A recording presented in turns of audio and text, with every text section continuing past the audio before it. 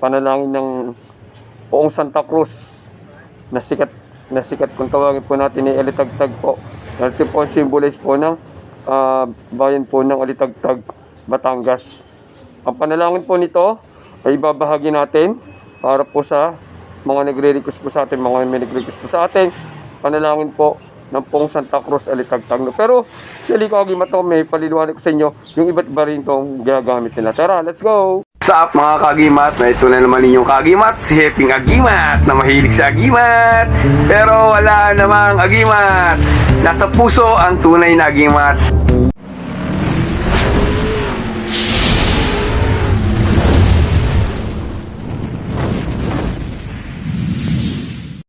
Yun, mapagpalang araw mga kagimat. Pag-usapan natin yung sikat sa mga testingan po, no? Isa sa sumikat sa testingan. Ang tinatawag natin na Poong Santa Cruz or Alitagtag na sikat na pangalan. Dahil po ito ay symbolize po sa simbahan po ng Alitagtag ng bayan ng Batangas. O kagimat, ito po yung tinatawag natin Poong Santa Cruz, kagimat, no? Isa po sa may waga po na krus. Opo. May nag-request po sa atin ng panalangin ng Poong Santa Cruz. So, papalaran ko lang kagimat, ito wala po tayong gustong tapakan ng mga ibang aral. Opo, no. Ito naman po ay based po sa mga na-experience ko tsaka sa mga ating mga napupuntahan. Okay? Ito po yung panalangin. Marami po nag-aanong ng panalangin po ng Poong Santa Cruz sa Alitagtag. Alam niyo mga kagimat, no, meron tayong lumabas ng Poong Santa Cruz sa Alitagtag. Ang ginagamit din ng dasal, ito po ha, wala pong gustong tapakan po. Meron po na pagsabi saan. Ang ginamit nilang dasal po sa Poong Santa Cruz po na ganito ay dasal po ng Santo Cristo. At nang tumesting po sila ay pumasa po. Okay, no? Pero meron pong ginagamit na, ito pong ginagamit ng isang Poong Santa Cruz po ay isa po sa mga panalangin po ng Poong Santa Cruz.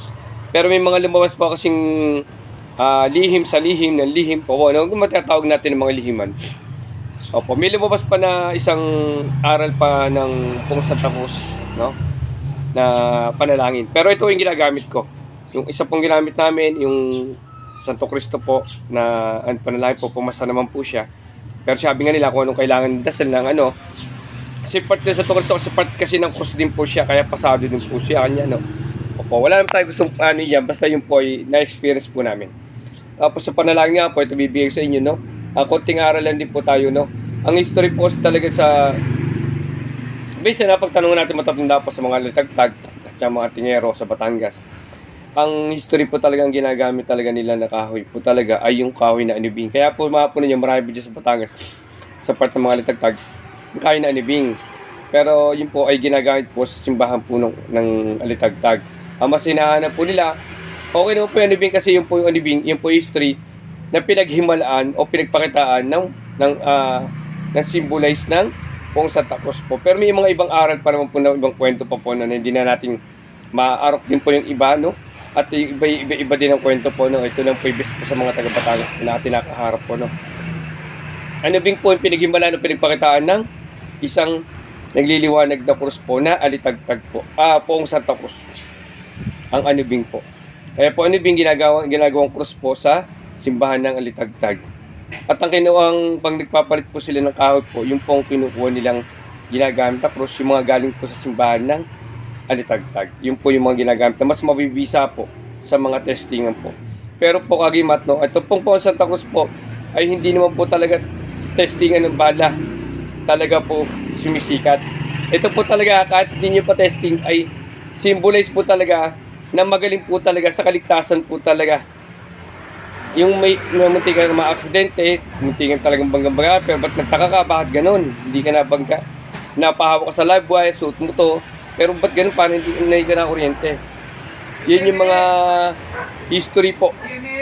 So, kaya mas magaling po talaga to, huwag yung testingin po.